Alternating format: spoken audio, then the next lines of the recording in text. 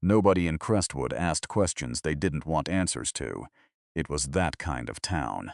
Small enough that everyone knew which silences to leave alone, and which ones to fill carefully. The way you fill a crack in old plaster, just enough to hold things together, not so much that you make it worse. So when Nora Calloway agreed to marry Daniel Holt on a Thursday afternoon in the back office of the county clerk, and the news reached the rest of Crestwood, before supper, nobody asked the obvious question out loud. They just stopped by the bakery a little more often. They lingered a little longer at the hardware counter. They found reasons to be near the windows that faced Main Street, because something about the whole arrangement felt like a knot pulled tight too fast. And, in Crestwood, knots like that had a way of coming loose. Daniel Holt was not a man people described warmly. They described him accurately, which is not the same thing. He was methodical, he was fair. He ran the Holt timber operation the way his father had, without waste and without sentiment, which made him reliable in the way that machinery is reliable. Useful, consistent, not the kind of thing you sit with at the end of a long day and feel better for having near you. He had come to Nora's door on a Wednesday evening in October, with his hat in his hands and a proposal that he delivered the same way he delivered everything else. Plainly, "I need someone to take legal guardianship of my nephew with me," he said. "The courts want a two-person household. I don't have one. You're steady and you're trusted in this county, and I'll make it worth your while." Nora had looked at him for a long moment across her doorstep. She had known Daniel Holt for 11 years. They had grown up in adjacent counties, attended the same church circuit, and shared approximately 40 conversations in all that time, most of them about weather or property lines or the price of lumber. She did not dislike him. She did not particularly like him.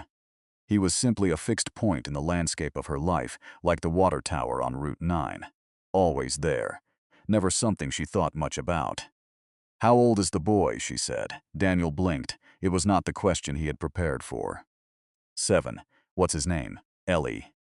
She looked past him at the dark yard, at the maple that had gone orange and red in the cold, at the road beyond her fence that led into town, and the town that had spent 3 years. Since her divorce from a man named Marcus Reeves, treating her like something that needed careful handling.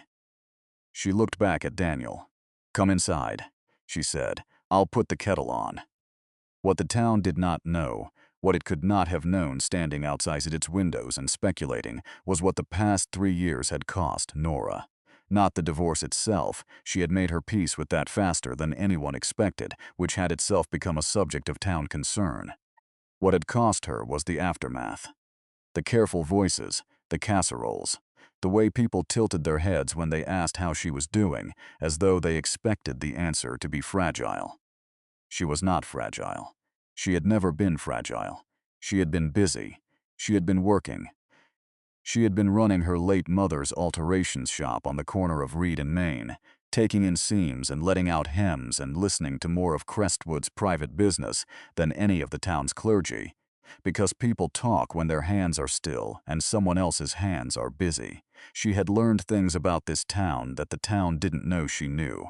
She had also learned, slowly and without intending to, how to want less, how to make the space around her feel chosen rather than empty, how to be alone in a way that didn't ask anyone for anything.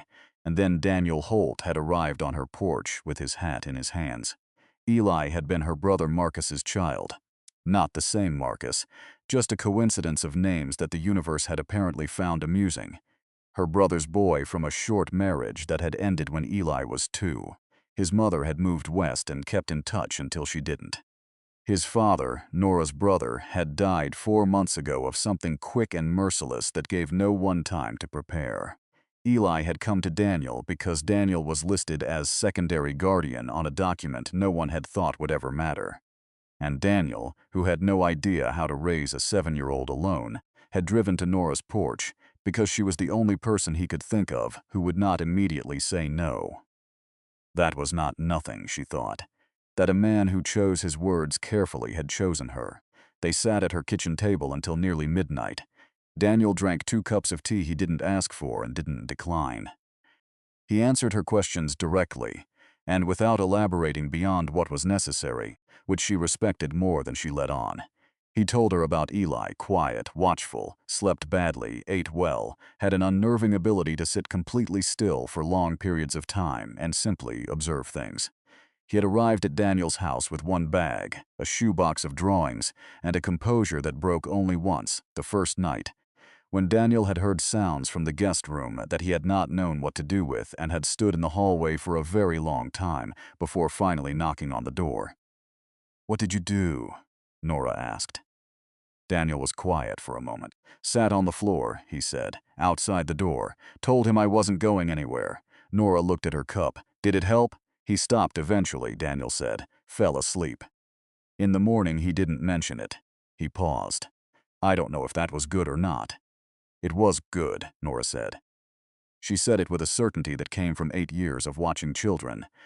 Her brothers, her friends, the ones who came into her shop with their mothers and sat in the chair by the window and told her things they hadn't planned to tell anyone. She had never had children of her own. It had not been the right time, and then it had not been possible, and then it had simply become part of the shape of her life, like any other thing you stop expecting. She told herself this now in her usual way. She noted that it didn't work quite as well tonight as it usually did. Her conditions were 3. First, she told him, she would be a presence in Eli's life in whatever way the boy needed, not a prop in a legal arrangement. If she agreed to this, she was agreeing to the child, not to paperwork. Daniel nodded. Second, she said, she would not rearrange her business, her friendships, or her home to perform a marriage for this county's benefit. Her shop stayed. Her life stayed. They would be honest about what this was and build from there. "Agreed," Daniel said. Third, she looked at him carefully. If this became something other than what they were describing tonight, if the lines shifted, she wanted them to say so, plainly, without waiting until things had quietly become complicated and then pretending they hadn't. Daniel looked at the table for a moment. Then he looked up. "That's a reasonable thing to ask," he said. It was not the answer she had expected. She had expected defense or dismissal, or the particular discomfort men sometimes showed when emotional honesty was placed in front of them, without warning. Instead, he had simply called it reasonable, like it was something he had already thought about, like he was also a person who had learned, the hard way, to say things plainly before silence made them worse. She filed that away without deciding what to do with it. "I'd like to meet him first," she said. "Tomorrow?" Daniel said. "Tomorrow," she agreed. Eli was sitting on Daniel's porch steps. When she arrived the next morning, a shoebox opened beside him and a drawing in his hands that he was studying with the focused attention of a scholar reviewing an argument. He looked up when her car pulled in, watched her get out, watched her walk toward him, and did not change his expression. He had his father's eyes, she thought, her brother's eyes. That same careful, measuring quality that had always made Nora feel seen more precisely than was always comfortable. "You're Nora," he said.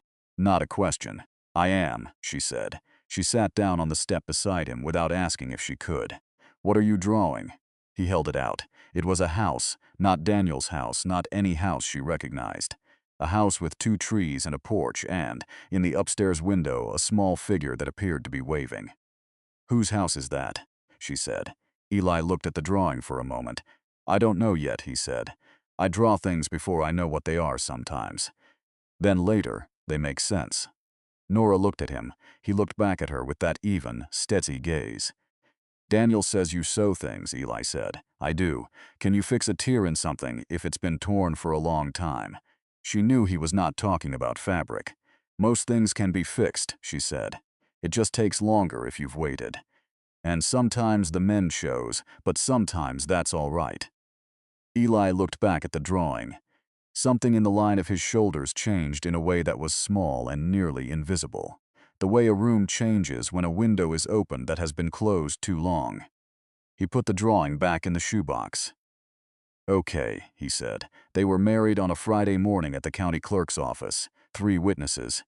No ceremony to speak of." Nora wore a gray dress she had sewn herself, precise at the collar and the wrists, because precision in clothing was the way she expressed things she didn't otherwise say. Daniel wore the jacket he wore to every formal occasion in his life, dark blue, slightly worn at one cuff in the way good cloth wears, honestly. Eli stood between them in a shirt that had been ironed, and at one point reached up without looking and took hold of the fabric of Daniel's jacket, just one finger hooked into the hem, and Daniel did not look down or move away. And Nora saw this and looked at the clerk's desk and did not say anything. Some things do not need to be said to be understood. They had been in this arrangement for 11 days when the past returned. It came in the form of a letter, delivered to Daniel's house on a Tuesday morning, forwarded twice before it arrived. The return address was a city in Oregon. The handwriting was a woman's. Daniel set it on the kitchen table without opening it and looked at it for a long time while Eli was at school and Nora was working at her shop. And by the time Nora came home that evening, he had still not opened it. She noticed immediately. She noticed the way the kitchen felt different when she walked in. She noticed the way Daniel was standing at the window with a stillness that was not his usual stillness. His usual stillness was the stillness of a man who was simply present. This was the stillness of a man who was holding something. She set down her bag. She looked at the letter on the table. She did not ask. She put the kettle on instead. It was Daniel who spoke first. "It's from Eli's mother," he said. Nora kept her hand steady. "She's coming back," he said. "She wants to see him." The kettle began its low sound. Nora turned around and looked at him directly. "What does she want?" she said. "I don't know yet." He finally turned from the window. His face was the same face it always was, steady, unreadable to most people. She had learned in 11 days to read it more than she would have predicted. There was something in it now that was not quite fear, but was adjacent to it. "I haven't opened it." "Then open it," she said. "Whatever it says, you need to know." He looked at her. "You should read it too," he said. She could have declined. That would have been the proper distance. They had agreed on honesty, not on closeness. There was a difference. She was aware of the difference. And yet she sat down at the table and waited while he opened the envelope and read it once silently, and then set it in front of her without a word. The letter was 5 paragraphs. Eli's mother, her name was Caroline, had left because she had been unwell, she wrote, in ways she had not understood at the time, and she had done a terrible thing in disappearing, and she knew it. She was better now. She had been better for 2 years. She wanted to see her son. She was not asking for custody, she wrote carefully. She was only asking to be allowed back in. To explain. To not be a ghost anymore. Nora read it twice. She thought about Eli on the porch steps with his shoebox. She thought about his drawing of a house he didn't have a name for. She thought about the question he had asked her. "Can you fix a tear if it's been torn for a long time?" She thought about her own brother, who was gone now and could not speak for himself. She thought about what it cost a child to spend years not knowing. "She's his mother," Nora said. Daniel looked at her. "Whatever she did," Nora said carefully, "she's his mother. And he's 7 years old, and he lost his father 4 months ago. And whatever you and I decided to build around him, he's still a child who wakes up in the night sometimes and sits still, because it's the only way he knows how to feel safe." She paused. "He deserves to know the whole truth of his own story, not just the parts we choose for him." Daniel was quiet for a long time. Outside, the maple in the yard had lost most of its leaves. The yard was the color of late autumn, brown and gold and honest. "I don't know how to do this," he said. "It came out rough, the way things do when they have been carried quietly for too long and finally make contact with air." "Neither do I," Nora said. "But we tell him together. And we let him feel whatever he feels. And we stay." She said that last word the way she had said a few things since this began, with a weight behind it that she did not explain, that came from knowing what it felt like when people didn't. Daniel looked at her in the particular way he had, that she had almost grown used to, as though he was noting something he had not expected. "You didn't have to be part of this," he said. "The letter, the decision. It's, I know," she said. He was quiet. "But I am," she said. They told Eli that evening. They sat with him on the living room floor, the 3 of them, in a configuration that had become quietly natural over these 11 days. Eli usually ended up between them, not because anyone arranged it, but because that was where he went. Nora told him plainly what a child could hold. Daniel answered the questions that came. There were more questions than she expected, and they were more precise than a 7-year-old had any right to ask, and she answered all of them as honestly as she knew how. Eli was quiet for a long time after. Then he said, "Does she know about you?" "Not yet," Daniel said. "Does she know my dad died?" "Yes." Another silence. "I want to know her," Eli said. She said it carefully, like he was testing the weight of it as it left him, "but I don't want it to mess up this." He looked at both of them. "Is that allowed?" Nora felt something move through her chest that she did not have a clean name for. "That's allowed," she said. "That's exactly allowed." He nodded. He leaned back against the couch. He did not say anything else, but he did not move away, and after a few minutes his head drifted sideways and came to rest against Nora's arm. And she stayed very still so he could stay that way if he needed to, and Daniel looked at neither of them because his jaw was doing something he did not want observed. Caroline came to Crestwood on a Saturday in November. She came quietly to Daniel's house, and she was a slight woman with careful eyes and the particular manner of someone who has spent a long time practicing how to take up less space. She looked at Eli in the doorway, and her face did the thing that faces do when they've been braced against something for so long that actually seeing the thing undoes them entirely. Eli looked at her for a moment. Then he said, "I drew a house once. I think I know now whose it was." She did not understand. Nora, standing at the edge of the hall, understood. She slipped into the kitchen to give them the room. The meeting was not easy, and it was not simple, and it was not the kind of thing that resolved cleanly.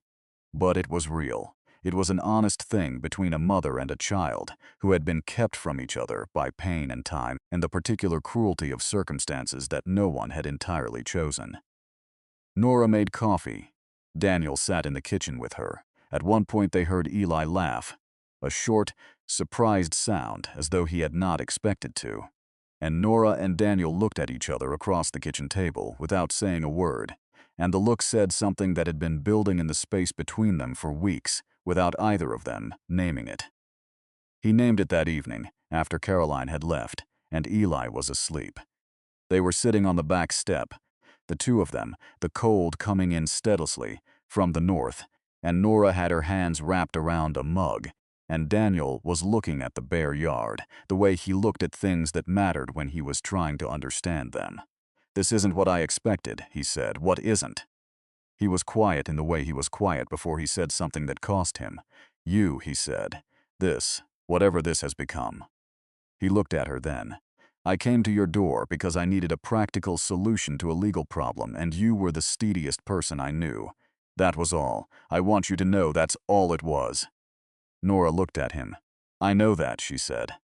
"I'm telling you it isn't that anymore," he said. She looked at the yard. The bare maple, the last of the light going out of the sky in layers, orange then gray, then the first dark. She had not been planning on this. She had been very specifically not planning on this. She had spent 3 years learning to live inside a life that asked nothing from anyone and required nothing in return. And that had been, if not happy exactly, then sustainable. Safe in the way that closed things are safe. Nothing getting in, nothing getting out.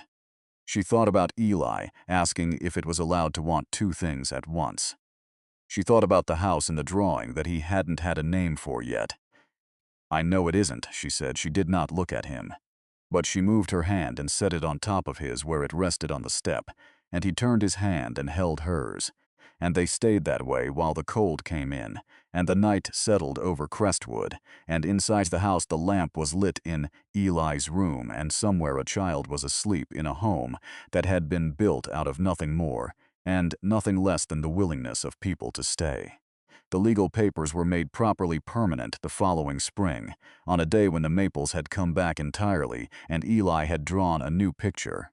The same house, the same 2 trees, the same figure in the upstairs window. But this time there were 3 figures on the porch. He had not told anyone about the drawing. Nora found it on the kitchen table one morning and stood looking at it for a long time. When Eli came down for breakfast, she did not say anything, only turned the drawing so he could see it from his chair. He glanced at it, then at her. "The arms aren't right," he said critically. "I'm going to fix them." He took a piece of charcoal from his pocket, sat down, and got to work. Nora made breakfast. Daniel came in from the yard. Something was said about the weather, something about the day, something ordinary and familiar in the way mornings become when enough of them have passed, in the same place with the same people. Nobody mentioned the drawing, nobody needed to. Some things don't ask permission before they become true, they just become true. And one morning you look up, and the house in the picture has always been the one you're standing in. You just had to stay long enough to see it. If stories about second chances that arrive as something else entirely are what you've been looking for, there are more waiting here. And before you go, this story traveled from a small town in the mountains all the way to wherever you are right now. I want to know where that is. Drop your city, your country, just your continent. Because knowing that Nora and Daniel and Eli found their way to you, wherever you are, is something worth knowing.